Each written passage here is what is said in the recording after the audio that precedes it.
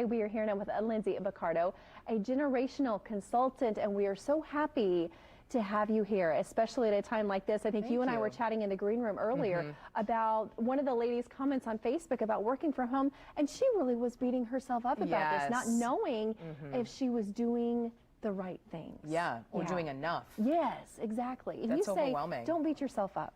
Yeah, I think that's the main thing. Working from home is an elevated, almost entirely different skill set that you have to have time to learn and be able to do. And so I think about this with teachers who are taking everything that they know and trying to translate that online. That's a lot to do on top of taking care of your kids and everything like that. So I encourage people to show compassion to themselves. I think it's easier for us to say that for other people, like, oh, you're going to be okay. But how do we do that for ourselves and say, I am doing the very best that I can, given all these changes? We all need more grace and compassion right now to be able to kind of wiggle through this crazy time. I think so too, and especially if you're not used to that. Some people, I don't want to call it a luxury, but they have the benefit perhaps of like, oh, I worked from home for 6 years, so this is almost second nature to me. Exactly. We don't all have that, so it is an adjustment. Perhaps just be kind to yourself.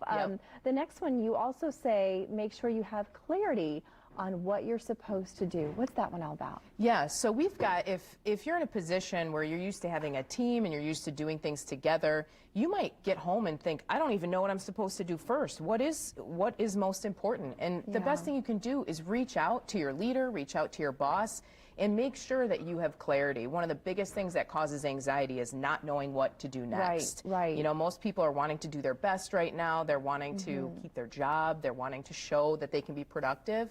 And lack of clarity can zap that real quick. So if you're feeling overwhelmed, one of the best things to do is ask, how clear am I right now on what I'm supposed to be doing? And if you're not very clear, reach out to your team, reach out to your manager. I think that's a really good point. I have seen Facebook groups saying that, you know, if you're at home right now and you've gotten stuff from teachers, from schools, and you're a little confused, like, I don't know how to do this, or wait, am I supposed to do that? Bring the questions on and we will help you. And I think that's that nice community coming together, at least making you feel somewhat relieved. You also say not every generation is native to technology like millennials are. Yeah, so I study generations, generational consultant inside of companies, and I definitely see a shift, whether or not you were born with the internet in 1995 or if you went on it the first time when you were 40. And so we're asking a lot for people to take on a bunch of new tech tools to work remote. If this is a short-term problem, like we're hoping it is, having 6 new tech tools may not be what you need a year from now. And so thinking about what's one thing that my team can use technologically that we're not using now that will help us, but expecting to be able to adapt and learn Slack and learn a bunch of new tools, that's overwhelming in and of itself. So worst comes to worst, go back to the old school conference calls, which I know are simplify. Yeah, very. And do group check-ins, what we would call a huddle. So maybe a 9 a.m. huddle, a huddle right before lunch to make sure everybody's still going well. And then right before we end the day at 4:30, let people report in and say what they've gotten done. If we have to keep it simple for a few weeks, that may be the best move, because none of us were prepared for this. We haven't trained our employees. Thrown into it. That's right. We haven't trained everybody how to work remote and how to use these new tools. Those can be really overwhelming. Especially when you have kids at home, I think, and you're trying to balance both. On top of all get them their homework and get them doing what they need to do, but be responsible on your part as an at-home employee now. That's right. As well, it's a lot to juggle, and there is something about that phrase, keep it simple, stupid, you know, as they say, because I do find when I'm overwhelmed, I'm like, okay, break this down, just keep it simple. Like you're trying to do way too much at one time. Keep it simple. That's right. Slow it down. Any last words of advice that you have for people out there trying to make this transition and do the absolute best they can?